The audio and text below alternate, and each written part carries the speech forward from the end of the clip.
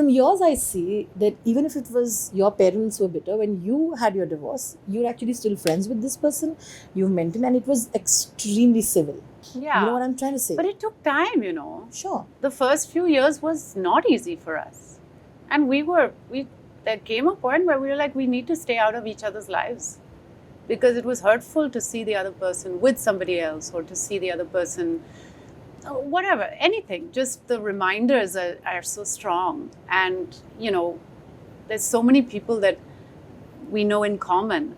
And of course, the beauty of that is that you can still have those friends that you have made because of this other person. But also, there are some people you're like, oh, good, I don't have to be friends with them anymore. So there's that. But I think it does take a few years. You don't get to it immediately, or we didn't get to it immediately. And distance helps, But of course, now it's in a good place, and we're able to, catch up every once in a while and follow up in what's going on in our lives. So yeah. Sweetest message for Anurag Kashyap's wedding also. I think it was beautiful. Yeah. And she is very, very fond of you. She keeps saying everywhere that you kind of looks up to you. So that's beautiful. Yeah. I mean, I remember when she was 7 years old, That's nice. She's like 24, she was 7. It's crazy how fast. And it gives me perspective about my daughter, because I'm like, my daughter is 5. So it's going to go fast. It's going to go It's going to go super fast, like lightning. No, 100%. I think around the time though, I mean, imagine you going through it. A lot of people say that the tag of being divorced for women is way worse. You had to go to a time where you were not given houses, if I remember it. Yeah. And that is a valid discussion today as well. The way the society looks at you. The bachelorette. Yeah, is very different, right? For women again. It's very irritating, yeah. How can we still have this problem But now? we do. It's sad. Like, it's like... You're like, still going on? So good. Why is it still going on? Like... Yeah. Yeah, it's sad. It's really sad. And yeah.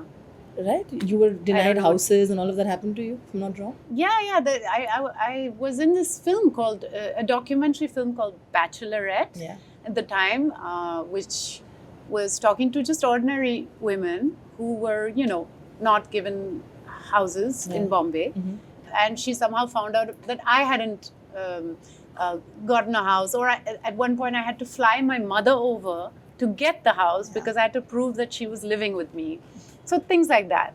So I did the interview for her, and I talked about it. I definitely don't have it too bad. I mean, I managed to find a place, and it's one of those like weird things where like people are fascinated because you're a famous actor and they want your selfie, but they don't want you living in their society. Like the hypocrisy of it is insane. Yeah, I feel, it's just, I can't believe we still live in this world where we're denied basic things like housing, like how, on the basis of who you are. I don't even want to think about if you're like, I don't know, LGBT, or if you want to just, if you're just different from the rest of the community, how people are going to react to that, how hard it is. It must be difficult for a lot of minorities out there, but it is still going on. So there you go. Kalki, you brought up a very important conversation about mothers having to be perfect all the time and motherhood.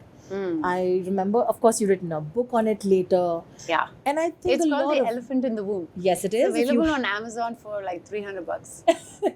Please go and read it if you haven't. No, I think it's lovely. The most honest portrayal of motherhood and all of that. The expectations that you have from mothers, what you're going through. Today, with your daughter being 5 years old, when you think about the phase that you had to go through, what have been your major learnings and how do you look at it today? How do I look at it? I look at it as a complete life changer. I think that,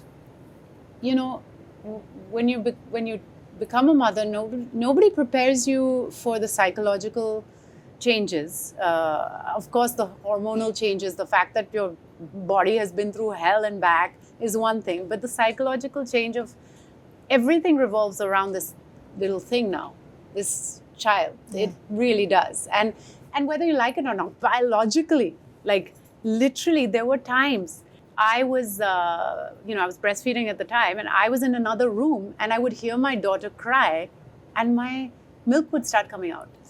Like, your body is linked. Like, there's some link to the child that's so deep.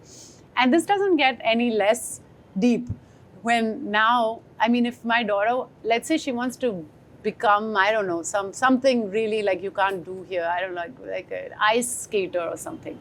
Now, I know that we will uproot our lives and go to wherever that place is in the middle of like the cold, where you can learn ice skating properly. Whatever, like, it's not, we're going to adjust around this. That's just how it is now. Sure. You know, we uproot our lives all the time for how we moved because her school was closed. You know, we do it. It's just part of life. That's just how it's going to be. So that's just something you accept as a parent, that you will serve this child for at least the first 18 years. After that, a little less, but you are, your life is altered. At the same time, it's like so rewarding, and they're like, I think what kids really do, or at least one kid really does, is like make you relive a lot of what you had, make you appreciate those things which you maybe have forgotten about, like the innocence with which they celebrate nature. And they're like, I have to save this, or I have to go do this, I have to plant a tree. It's like, oh yeah, I'd forgotten about that. That's important. Yeah, it matters. So that have more renewal of that helps. Innocence, it really matters. And the care with which you want to address the way you speak in your family, because that kid is going to learn what you do, not what you tell them to do. So how you speak to your partner, how you speak to the people around you is the way they're going to treat. Even somebody as like the nanny, our help. If I treat her with this respect, of course my daughter will treat her with this respect. True. So you realize that they're kind of a mirror to who you are, a mirror to what you can be as a person. It really brings out, I think, your humanity. You become vulnerable. The heart is on your sleeve all the time. Like you just, like half of me is there. Like I'm like, what is she doing? How is she? Is everything okay? But like they say, I know you're not a helicopter mom, right? You have to stop, right? That's you're not hovering on all that. Does it take a time to be that? No, I think that, I've had big gaps between work, so it's okay. But there are times where I've had to go for 5 weeks, which is a significant time when your kid is a toddler. And it has its effects. There should be a whole universe for mom's guilt, really. There's like the amount of guilt you feel when you leave and you're like, I can't be in two places, but and I really want this. I really do want to work, of course. But there's part of you that's like, I just want to be close to her all the time. With all your experiences that you've had, all of that, you've also been very open about what marriage to you today is. That is a major discussion all the time, right?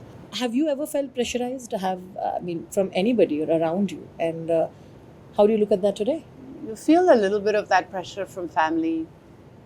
When I was younger, to like get married. I don't know. Did I ever really feel it strongly though? Not really. No. No. I don't know what to say. It's not like, it's again one of those things which I feel like it's not a big deal, but I know for a lot of people it is. Sure. Like when I got pregnant and I wasn't married, it was like such a big deal, and everybody was like, how did you get pregnant out of wedlock? Like, this is a term used from the 18th century, out of wedlock. Like, what are you, in a Shakespeare play? I just couldn't understand it. I was like, what? Yeah, I was living with my partner. Yeah. We were together. We've been together for years. We had a baby. It's normal. That's what happens. Yeah. We do sleep together, by the way. We are living together, so it happens. Yeah. And I just feel we're living these like lies in society sometimes, where we're like pretending that these things don't happen, but we have a huge population. Obviously, these things happen. Yeah. So, like, I don't get it, really. I don't know. But even now, you stick to what you believe in, right? The world still will have opinions on it. You have to lead your life the way you want to. Yeah.